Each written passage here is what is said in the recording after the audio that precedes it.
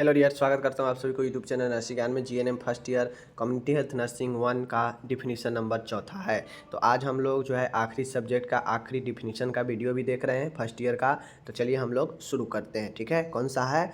इसको हम लोग शॉर्ट में CHN1 भी कहते हैं, कम्युनिटी हेल्थ नर्सिंग 1। ठीक है, डिफिनीशन का चौथा वीडियो है जीएनएम फर्स्ट ईयर। तो चलिए हम लोग करते हैं शुरू। आप लोग यहाँ पे देखिए, स्पष्ट रूप से कह रहा है एपिडेमियोलॉजी क्या होता है। समझ गए चीज़ों को? चलिए, एपिडेमियोलॉजी क्या होता है? देखिए, एपिडेमियोलॉजी का जो अर्थ होता है यहाँ पर स्पष्ट समझिएगा कि लॉजी का मतलब होता है अध्ययन। ठीक है, क्या होता है? लॉजी का मतलब होता है अध्ययन। तो एपिडेमियोलॉजी में जैसे एक मनुष्य है, ठीक है, उस मनुष्य के अंदर बीमारी कैसे हुआ, समझ गए, उस बीमारी कैसे फैला, बीमारी होने के कौन कौन से घटक, मुख्य घटक होते हैं, इन सभी को बीमारी पर कैसे कंट्रोल पाया जा सकता है। तो इन सभी के बारे में जो है अध्ययन जो है इसी एपिडेमियोलॉजी के अंदर किया जाता है। समझ गए? तो जो एपिडेमियोलॉजी होता है यह मानव के जनसंख्या में स्वास्थ्य से संबंधी स्थितियों एवं घटनाओं के वितरण एवं निर्धारक तत्वों के अध्ययन तथा स्वास्थ्य समस्याओं के नियंत्रण में किए जाने वाले प्रयास और ज्ञान का अनुप्रयोग एपिडेमियोलॉजी कहलाता है। देखिए, मनुष्यों को जो जनसंख्या है उसके बीच में स्वास्थ्य से जुड़ी हुई जो भी स्थिति है, मतलब अभी स्वास्थ्य की क्या स्थिति है, स्वास्थ्य के क्या घटना है, स्वास्थ्य कैसे घटित हो रहा है, ठीक है, स्वास्थ्य कैसे गड़बड़ होता है, ठीक है, बीमारी लोगों में कैसे फैलता है, स्वास्थ्य को कैसे निर्धारित किया जाता है, इन तत्वों का अध्ययन और स्वास्थ्य समस्याओं पर नियंत्रण जो है किए जाने वाले जो भी प्रयास होते हैं वही एपिडेमियोलॉजी कहलाता है। बातें को समझ गए? चलिए, अब आता है यहाँ पे प्रोड्रोमल पीरियड है, यानी पूर्व लक्षण अवधि। समझ गए बातें को? तो प्रोड्रोमल फेज जो होता है, प्रोड्रोमल पीरियड जो होता है, यह किसी रोग की प्राथमिक अवस्था से संबंधित काल या समय को पूर्व लक्षण अवधि कहते हैं। देखिए, कोई रोग है, ठीक है, कोई रोग के प्रारंभिक अवस्था से संबंधित काल या समय को पूर्व लक्षण अवधि कहते हैं। मतलब कोई रोग है, ठीक है, कोई रोग है, अब होता यह है कि प्राइमरी अवस्था में, प्रारंभिक अवस्था में कोई भी रोग का लक्षण दिखता नहीं है, ठीक है, इसलिए रोग हो तो जाता है लेकिन उसका लक्षण प्रारंभिक अवस्था में नहीं दिखते हैं। तो इसलिए जो प्रोड्रोमल फेज होता है यह किसी भी रोग के प्रारंभिक अवस्था से संबंधित काल या समय को पूर्व लक्षण अवधि यानी प्रोड्रोमल पीरियड कहते हैं। बातें को समझ गए? इस अवस्था में व्यक्ति के शरीर में लक्षण प्रकट हो जाते हैं। क्या हो जाते हैं? इस अवस्था में शरीर में लक्षण प्रकट हो जाते हैं, मतलब पूर्व वाला प्रोड्रोमल में लक्षण उत्पन्न होते हैं, ठीक है, परंतु लक्षण अस्पष्ट होने के कारण बीमारी का निदान कर पाना मुश्किल होता है। इस अवस्था की अवधि 1 से 4 दिन होती है। तो प्रोड्रोमल जो फेज जो होता है, प्रोड्रोमल जो पीरियड होता है, इस पीरियड में लक्षण अभी प्रकट होते रहते हैं, ठीक है, यहाँ पे क्लियर लक्षण नहीं होते हैं, ठीक है, इसीलिए इसे प्रोड्रोमल पूर्व लक्षण कहते हैं, यानी कंप्लीट लक्षण होने से पहले का जो समय होता है वह प्रोड्रोमल पीरियड होता है। इसमें लक्षण अभी विकसित होते रहते हैं, लक्षण क्लियर नहीं हो पाते हैं, इसी कारण बीमारी का निदान करना भी मुश्किल हो जाता है। और ये जो प्रोड्रोमल पीरियड का जो समय होता है 1 से 4 दिन होता है। बातें को समझ गए? चलिए, अब आता है फेस्टेजियम पीरियड है। ये सब जो है आपके पीरियड के प्रकार है। डिजीज के जो साइकिल होता है ना, वो डिजीज के साइकिल है, समझ लीजिए। फेस्टेजियम जो पीरियड होता है यह रोग का चरम अवस्था होती है। इसमें रोगी में लक्षण स्पष्ट होते हैं। इस अवस्था में रोग का निदान कर पाना संभव हो जाता है। बीमार व्यक्ति की गतिविधियां इस अवस्था में प्रभावित होती है। फेस्टेजियम पीरियड कहने का मतलब है कि इसमें जो बीमार व्यक्ति होता है उसके अंदर जो लक्षण होते हैं, यानी जो बीमारी होते हैं, वह एकदम स्पष्ट होते हैं, क्लियर होते हैं। जबकि प्रोड्रोमल में क्या था कि वहाँ पे क्लियर नहीं था, ठीक है, वहाँ पे अस्पष्ट है, वहाँ पे अभी लक्षण विकसित होता है, ठीक है, प्रोड्रोमल में, इस कारण वहाँ पे निदान करना संभव नहीं हो पाता है। अब मानिए किसी बीमार व्यक्ति में उसमें लक्षण अगर स्पष्ट नहीं है, क्लियर नहीं है, तो डॉक्टर उसको कैसे पहचानेंगे और कैसे उसका निदान करेंगे? बीमारी को निदान के लिए लक्षण स्पष्ट होना चाहिए। तो फेस्टेजियम पीरियड में ये चीज़ें होता है। फेस्टेजियम पीरियड में जो लक्षण बीमारी का होता है वह एकदम क्लियर दिखता है। इसलिए जो है इसमें निदान कर पाना संभव हो जाता है। और जो बीमार व्यक्ति होते हैं, चूँकि लक्षण कंप्लीट तभी दिखता है जब व्यक्ति बहुत ज़्यादा बीमार पड़ता है, ठीक है। तो उस कंडीशन में बीमार व्यक्ति के जो एक्टिविटी होता है, गतिविधि, इस अवस्था में प्रभावित रहता है। समझ गए चीज़ों को? चलिए, अब आता है डेफरवेसेंस। डेफरवेसेंस कहने का क्या मतलब है, देख लीजिए। इस अवस्था में रोगी में प्रतिरक्षा क्षमता उत्पन्न होने लगती है, लक्षणों की गंभीरता कम होने लगती है, उनकी स्थिति में सुधार आता है तथा रोगी अच्छा महसूस करते हैं। देखिए, डेफरवेसेंस जो होता है, या डेफरवेसेंस व्यक्ति यहाँ पे जो होता है मरीज, वह धीरे धीरे सही होने लगता है, ठीक है। अब ये जो हम लोग पीरियड पढ़ रहे हैं, कंडीशन पढ़ रहे हैं बीमारी का, यह सब इन्फेक्शन वाले रोगियों के लिए है, ठीक है। तो डेफरवेसेंस का मान सीधा सीधा कहिए कि डेफर स्किन, ठीक है। डेफरवेसेंस कहने का मतलब है कि इस अवस्था में रोगी का इम्यूनिटी सही होने लगता है, ठीक है, उत्पन्न होने लगता है। अब जैसे ही रोगी के अंदर इम्यूनिटी का विकसित होने लगेगा, तो रोगी अपने आप को अच्छा महसूस करने लगेगा, गंभीरता कम होने लगेगी, उसकी स्थिति में सुधार आएगा और रोगी अच्छा महसूस करने लगेगा। समझ गए? तो यही जो है आपका क्या होता है, डेफरवेसेंस होता है। ओके, चलिए, अब यहाँ पे आता है देख लीजिए कन्वेल्सन्स, ठीक है। कन्वेल्सन्स जो होता है, कन्वेल्सन्स देख लीजिए। कन्वेल्सन्स जो होता है, यह किसी रोग की समाप्ति के बाद की पूर्ण अवस्था लाभ प्राप्त करने में लगने वाला समय अंतराल है। इस अवस्था में रोगी स्थिति में तेज़ी से सुधारता है। देखिए, अब आपको मैं बता दूं कि किसी व्यक्ति में रोग समाप्त हो जाता है, ठीक है। देखते होइएगा कोई मरीज है, वह रोग उसके अंदर ख़त्म हो चुका है, जिसका ट्रीटमेंट चल रहा था, बट वह व्यक्ति धीरे धीरे जो है रिकवर होता है। ऐसा नहीं है कि रोग समाप्त हो जाता है और व्यक्ति एकदम से टनाटन हो जाता है, ऐसा नहीं होता है। रोग समाप्त होने के बाद भी जो है व्यक्ति के जो है पूर्ण स्वास्थ्य लाभ प्राप्त करने में जो समय अंतराल लगता है, इसी अवस्था को इसमें तेज़ी से सुधार होता है। कन्वेल्सन वही होता है, मतलब कोई बीमारी के बाद कोई मरीज को, ठीक है, पूर्ण लाभ लेने में जो समय लगता है, जो समय अंतराल होता है, उसी को हम लोग कन्वेल्सन्स कहते हैं। और इस अवस्था में तेज़ी से सुधार आता है मरीज के अंदर, ठीक है। आगे है डिफिकेशन। अब यहाँ पे आता है डिफेक्शन, ठीक है। डिफेक्शन क्या होता है, देख लीजिए। डिफेक्शन होता है इस अवस्था में रोग के लक्षण समाप्त हो जाते हैं तथा रोगी पूर्ण रूप से स्वस्थ हो जाते हैं।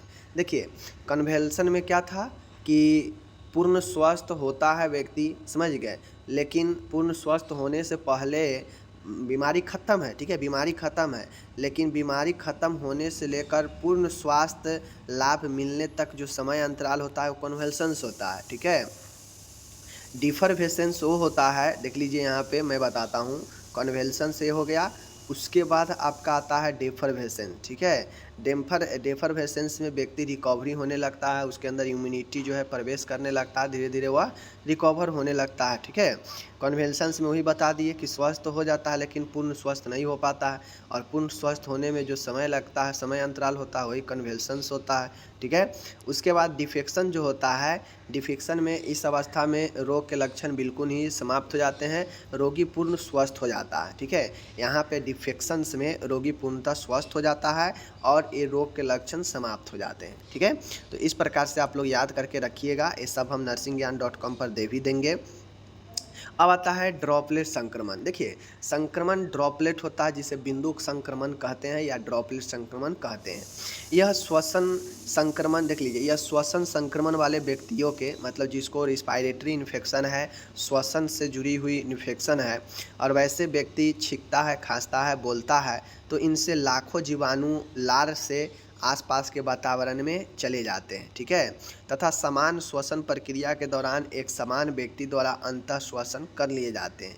अब जैसे मानिए एक टीबी का पेशेंट है, टीबी का पेशेंट खांस दिया, छींक दिया, तो उसके मुंह से, नाक से छींटा निकलता है, ठीक है, लार वाला, वह वातावरण में फैलता है, और उसमें जो छींक होता है, जो छींक का बूंद है, उसमें कीटाणु होते हैं, उस जो संक्रमित है उसका कीटाणु भी होता है, अब वो वातावरण में है, उस वातावरण के एक नॉर्मल व्यक्ति के द्वारा संक्रमित चीज़ें को नाक के अपने श्वसन के जरिए खींचा जाता है, तो उससे एक समान व्यक्ति भी जो है प्रभावित हो जाता है, और इसे ही हम लोग बिंदु संक्रामक कहते हैं। जुखाम, क्षय रोग, कुकुर खांसी आदि इसके उदाहरण हैं, ठीक है।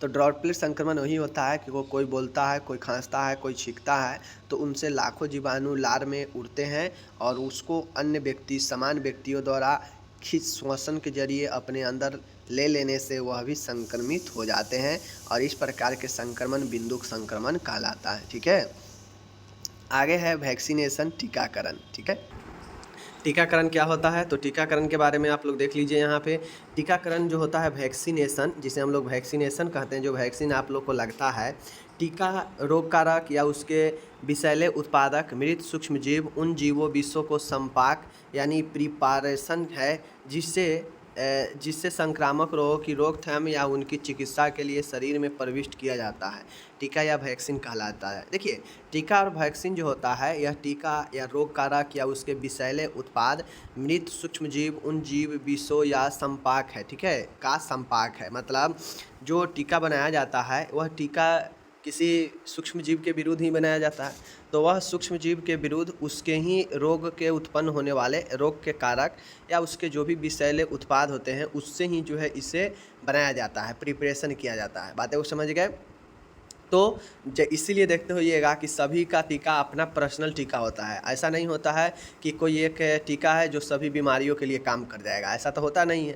तो कहीं ना कहीं यह इसीलिए जो है पर्सनल टीबी का है, बीसीजी का अलग होता है, डिप्थीरिया का अलग होता है, ठीक है, हेपेटाइटिस का अलग होता है। तो कहीं ना कहीं यह उसके रोग कारक से संबंधित या उसके जीव विष के उत्पादन से ही जो है इसे प्रिपरेट किया जाता है, तैयार किया जाता है। ठीक है, यह संक्रामक रोगों की रोकथाम और उनकी चिकित्सा के लिए शरीर के अंदर प्रविष्ट किया जाता है, जिसे हम लोग जो है टीका या वैक्सीन कहते हैं। ठीक है, चलिए, जो शरीर में जाके क्या करता है, रोग प्रतिरोधक क्षमता उत्पन्न करता है और हमारे रोगों से बचाता है। ठीक है, यही वैक्सीन होता है। ओके, आगे चलते हैं।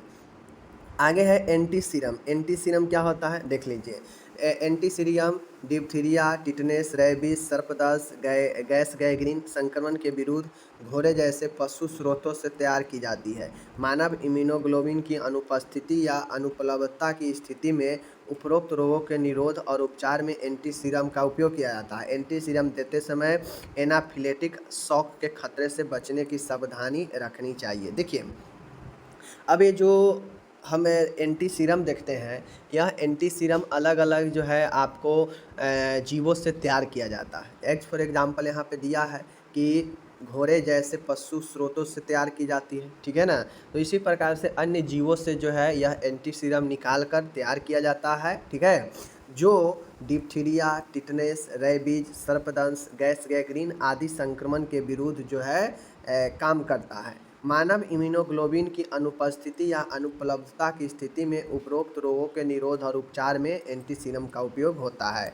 अब जैसे मानव का अपना नेचुरल इम्यूनोग्लोबिन होता है, ठीक है, इसके अनुपस्थिति या अनुपलब्धता होने के एवज में इन बीमारियों के लिए जो है इसका उपयोग किया जाता है एंटी सीरम का। ठीक है, एंटी सीरम अगर दे रहे हैं तो उस समय ध्यान रखना चाहिए, क्योंकि उस समय एनाफाइलेटिक शॉक होने का खतरा रहता है पेशेंट में। ठीक है, अब आता है कॉन्करेंट डिसइंफेक्शन। कॉन्करेंट डिसइंफेक्शन को हम लोग संगामी विसंक्रमण कहते हैं। क्या कहते हैं? संगामी विसंक्रमण कहते हैं। ओके, संक्रमित व्यक्ति के शरीर से संक्रमित पदार्थ के उत्सर्जन जैसे मलमूत्र, कफ, उल्टी, घाव से निकले स्राव या संक्रमित उत्सर्जनों द्वारा दूषित वस्तुएं, बर्तन, उपकरण, कपड़े आदि को यथाशीघ्र विसंक्रमित उपायों द्वारा विसंक्रमण कर देना संगामी विसंक्रमण कहलाता है। देखिए, संगामी विसंक्रमण कॉन्करेंट डिसइंफेक्शन कहने का मतलब है कि जैसे एक संक्रमित व्यक्ति है,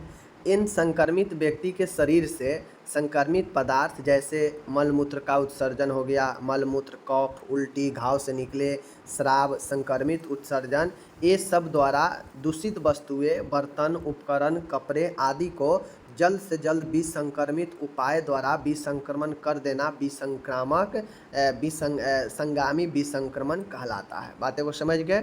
कॉन्करेंट डिसइंफेक्शन क्या होता है, समझ गए?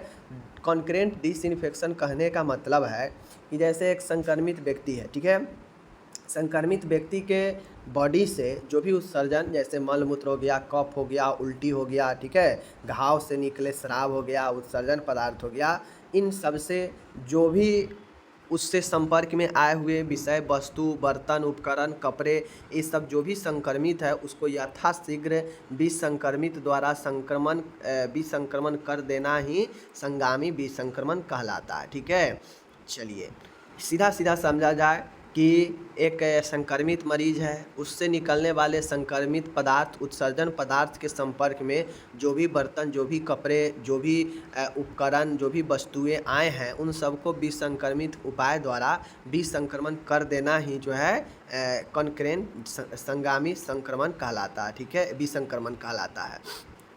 अब आता है अंतिम विसंक्रमण, टर्मिनल डिसइंफेक्शन। टर्मिनल डिसइंफेक्शन कहने का मतलब होता है अंतिम विसंक्रमण।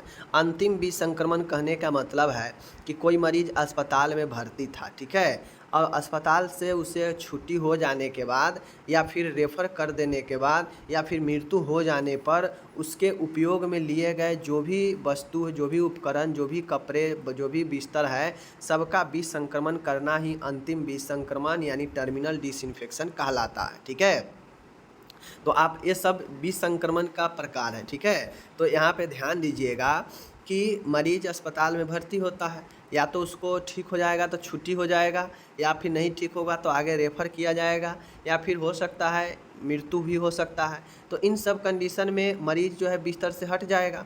तो बिस्तर से हटने के बाद उससे संपर्क में आए उपकरण, कपड़ा, बर्तन, बिस्तर आदि सबको जो है विसंक्रमण करना ही अंतिम विसंक्रमण कहलाता है। समझ गए? चलिए अब आता है प्रोफिलाइटिक डिसइंफेक्शन, रोग निरोधक विसंक्रमण। ठीक है, प्रोफिलाइटिक डिसइंफेक्शन क्या होता है देख लीजिए।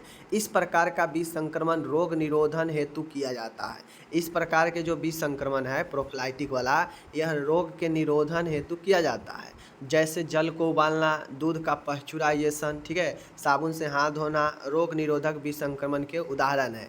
इसमें पोलियो, हेपेटाइटिस ए, टाइफाइड, दस्त, ठीक है, एमेबियासिस आदि से बचा जा सकता है। कहने का मतलब है कि रोग से बचाव के लिए इस प्रकार का विसंक्रमण रोग निरोधन हेतु किया जाता है, मतलब रोग के रोकने के लिए किया जाता है। जैसे जल को उबाल कर पीना, ठीक है, जिससे इसमें विभिन्न प्रकार के सूक्ष्म जीव होगा तो वह ख़त्म हो जाएगा। दूध को पाश्चुराइज करना, मतलब दूध के पाश्चुराइज बिना किए अगर आपको दूध देने लगे, आप दूध आप खाने लगे तो इसमें बहुत सारे सूक्ष्म जीव होते हैं जो आपको हानि करेगा। साबुन से हाथ धोना रोग निरोधक का ये सब उदाहरण है। समझ गए चीज़ों को?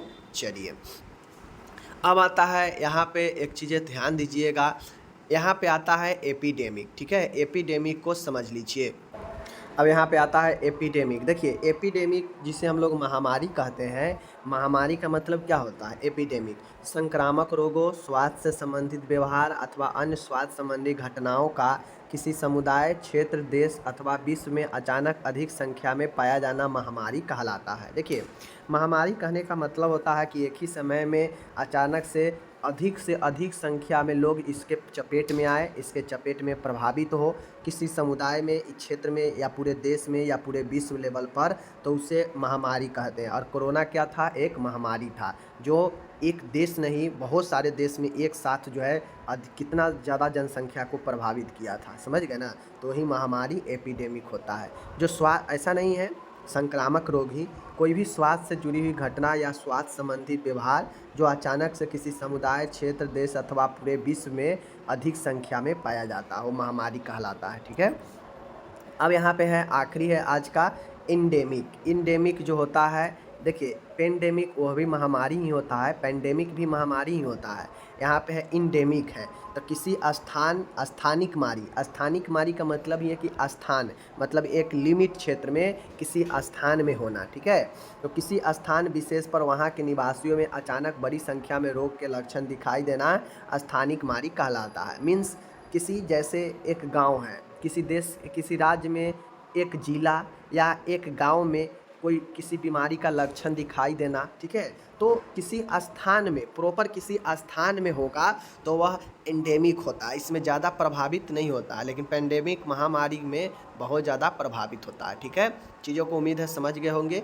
तो आप लोग इन सब का जो है डिफिनीसन आपको मिल जाएगा nursingyan.com पर, आप वहाँ से डाउनलोड कर लीजिएगा। ठीक है, डाउनलोड नहीं होगा, वहाँ पे लिखा हुआ है, आप पढ़ सकते हैं, नोट्स बना सकते हैं कभी भी nursingyan.com पर। ओके, मिलते हैं अगले वीडियो में, अपना ख्याल रखिएगा।